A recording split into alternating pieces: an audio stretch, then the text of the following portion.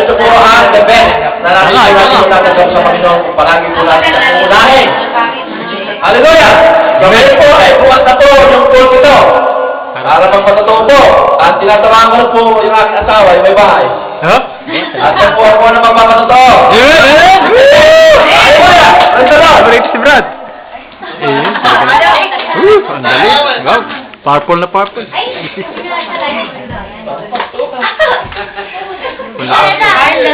Ayun, silang dalawa. Hindi na.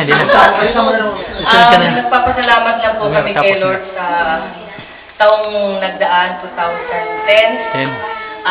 Nag-andiwan po kami ng ika-12 years naming anniversary.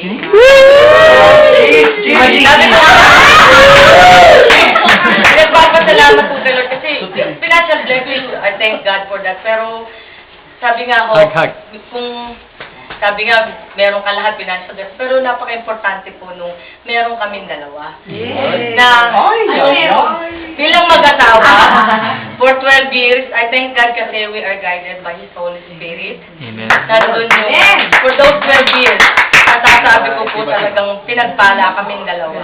We're so blessed. Sabi ko nga, hindi man po kami na-blessed nang magkaroon kami ng anak. Ang ano ko po kay Lord, and we are so blessed kasi hindi ho niya ipinararamdam sa amin na may kulang kasi parang we are always feel that we are complete sa amin dalawa. Sa love na binibigay ng Panginoon.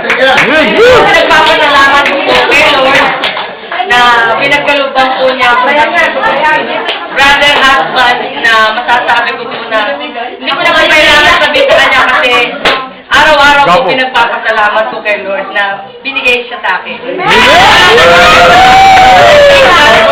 So, sa buhay niyo din po lahat kasi kayo ang nagpapapuno din kung ano man yung hindi ko nararamdaman kasi nandiyan po kayo. Yung mga anak niyo, parang feeling ko may anak din po kami. So, nagpapasalamat kami kay Lord. And we thank God for that. Amen!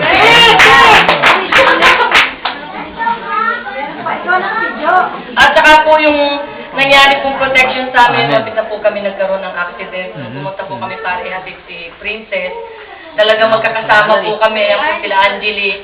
Doon nakita namin na, kasi umano ba yung mission niya, talagang black eyes, solid eyes niya. Hindi ho kami makapalit, so sabi niya, bumaba kami at itulak. So, ipinark niya, kinayod nila Isno. All of a sudden, nakita na lang mo namin yung sasakyan, umuurong siya. So, humiyaw po si Rom na, mga bata! Pagtingin ko po si Danica yung nasa likod. So, nahablot ko siya. Yung sasakyan tuloy-tuloy na dumadaos. Siya naman ho, tumatakbo sinahabol. So, wala na ako makita, Lord. Sabi ko sa kanya, pabayaan mo nang mahulog yung sasakyan. Sabi ko. Pero sabi ko, pinikit ko na lang mo ang mata ko. Pero nung pala, ang ano niya is wisdom to open the door para maharang sa Isno. So, huminto ho yun. And sinalat ko yung Isno, hindi naman ho siya matigas. Hindi malambot siya. So, doon ko na ang sasakyan, kaya siyang maibwag kasi malambot yung Isno.